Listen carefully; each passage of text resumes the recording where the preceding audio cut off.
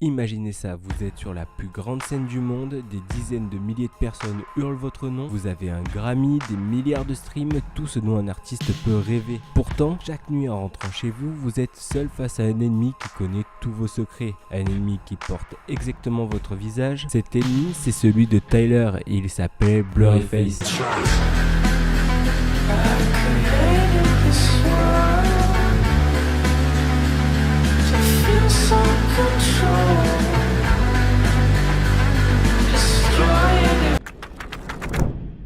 Avant Dema, avant Blurryface, avant les stades, il y a un jeune homme qui grandit à Columbus dans l'Ohio où le travail et la discipline sont sacrés. Tyler Robert Joseph naît le 1er décembre 1988 à Columbus, Ohio. Il est l'aîné de 4 enfants, 2 frères Zach et Jay et une sœur Madison. Ses parents Chris et Kelly Joseph sont tous les deux coachs de basket. Son père est coach et ancien principal de l'école.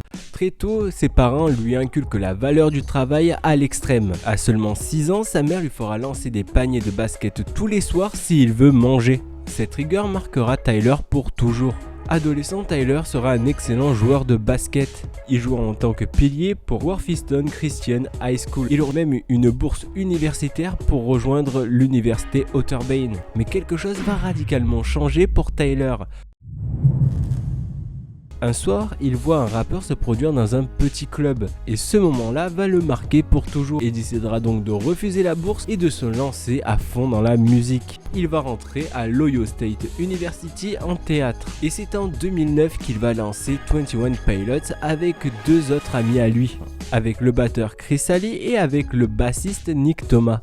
Le nom du groupe vient d'une pièce de théâtre qu'il étudie à l'université, intitulée All My Sons d'Arthur Miller. Dans cette histoire, 21 pilotes meurent à cause d'une pièce défectueuse. Pour Tyler, l'histoire symbolise le poids des décisions et des conséquences. Ils enregistreront leur premier album autoproduit 21 Pilots dans un home studio. Tyler mélange plusieurs styles et plusieurs instruments ensemble. Rock, rap, piano, ukulélé. Une personne a un instrument ou plusieurs instruments de prédilection mais vont pas forcément les mélanger dans un même son. Et lui, il fait tout en même temps et surtout tout sur scène. En mai 2011, Chris Ali quitte le groupe pour des raisons professionnelles et financières. Un mois plus tard, en juin, Nick Thomas le suit. Pour se concentrer sur ses études, les deux publient des messages d'adieu sur la page Facebook du groupe. Le groupe qu'il a créé est en train de mourir.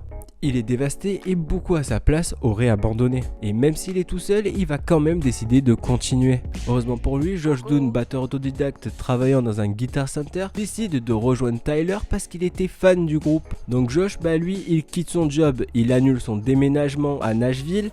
Il quitte aussi son groupe House of Heroes pour aller rejoindre Tyler. Ça, on n'en connaît pas beaucoup qui ferait ça pour un mec qu'ils viennent juste de rencontrer. Ils enregistrent rapidement leur premier album ensemble, Regional at Best, en 2011. Un album improvisé mais qui sert aussi de transition pour le groupe. Duo mais en version beaucoup plus brute. Donc fin 2011, début 2012, ils commencent enfin à recevoir plusieurs demandes de labels. Mais eux, ils veulent pas perdre leur essence du début. Leur ukulélé, leur piano, leur rap et leur batterie, pour eux c'est hyper important parce que c'est vraiment leur marque de fabrique. Et ça c'est une clause du contrat qu'ils ne veulent pas du tout négocier. Et c'est justement avec le label Fueled by Ramen qu'ils arrivent enfin à trouver un accord. Et dans ce label, il n'y a pas que des petits groupes. Il y a Panic! At the Disco, Fall Out Boy,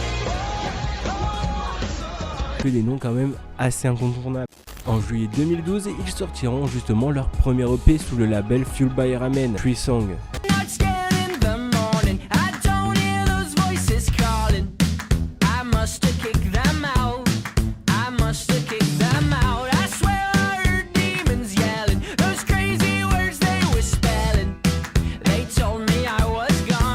Travailleront avec le producteur Greg Wells sur leur premier album Vessels, sorti le 8 janvier 2013.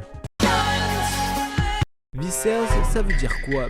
Ça veut dire vaisseau. Pour Tyler, ça veut tout dire. C'est les émotions qu'il ressentait mais qu'il n'arrivait pas forcément à exprimer. Sur scène ou dans ses clips, Tyler se peint le cou et les mains en noir. Le cou symbolise justement son incapacité à parler devant plusieurs personnes. Et les mains, c'est ce qu'il crée, la peur de se rater à chaque fois qu'il fait une chanson. Le 17 mars 2015, le groupe annonce leur second album, Blurryface.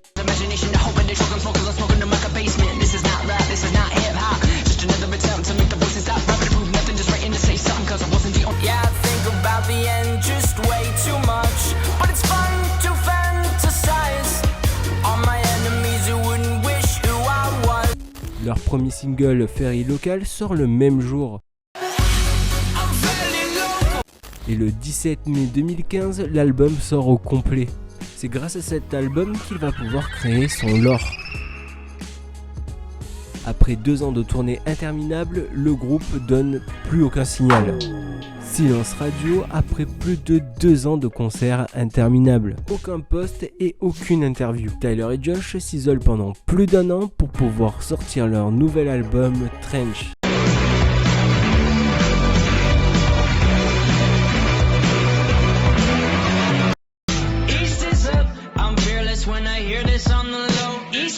C'est le 11 juillet 2018 qu'on a enfin les premiers teasers de cet album. Revenons dans le son Ever Dirty Soul. Dans Ever Dirty Soul, on voit justement Tyler à l'arrière d'une voiture, mais à l'avant, ce n'est ni Josh ni lui qui conduit cette voiture, c'est juste une personne masquée. Et c'est justement à Dema, la ville-prison, que cette figure l'emmène. Métaphore de la dépression et des troubles mentaux. 9 évêques la contrôlent, dont Nico qui est lié à Blurryface. Clancy, c'est l'alter ego de Tyler qui essaie constamment de s'échapper de cette ville. Dema, c'est une ville-prison. Elle représente l'enfermement mental, la dépression et les pensées S. Son nom vient du terme zoroastrien, tour du silence. C'est un endroit où l'on expose les morts. 9 évêques la contrôlent. Chacun incarne une insécurité de Tyler. Le plus puissant, Nicolas Bourbaki, égale Blurryface. Il impose le vialisme, une religion qui pousse ses habitants à croire que la mort est la seule libération. Un citoyen qui prend conscience de l'illusion et tente de s'échapper vers Trench, la zone sauvage et libre qui entoure Dema. Les Banditos, groupe de rebelles vêtus de jaune, couleur de l'espoir et de la résistance, vivent dans Trench et aident les évadés. Josh est souvent représenté comme étant leur leader. Dans Jumpsuit, Clancy essaie de traverser la rivière qui sépare Dema de Trench. Il porte une combinaison jaune, symbole de rébellion, mais Nico le rattrape. La peinture noire revient dans Nico and the Niners. Les Bandidos organisent une évasion massive pendant l'annuel assemblage de Glorfing. Rituel où les citoyens glorifiés se hissent pour devenir des vaisseaux pour les évêques. Mais les évasions échouent souvent. Clancy est capturé, ramené à Smyrd. Le message est clair, on n'échappe pas facilement à ces démons. Même quand on croit être libre, ils reviennent. L'album entier est une métaphore brutale des cycles de la dépression. Espoir, rechute, résistance et épuisement. Mais le 21 mai 2021 sort Scaled and Icy. C'est un anagramme pour dire Clancy is dead.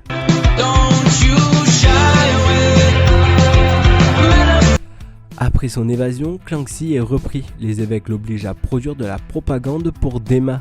L'album est coloré, presque joyeux en surface, un son pop plus accessible, mais c'est une façade.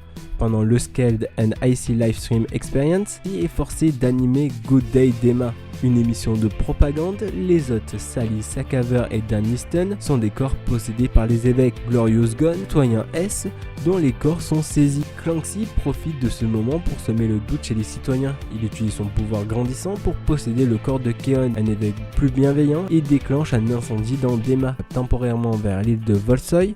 Mais le cycle continue. Cet album montre la réalité la plus sombre, même quand on s'échappe, les démons peuvent nous forcer à travailler pour eux.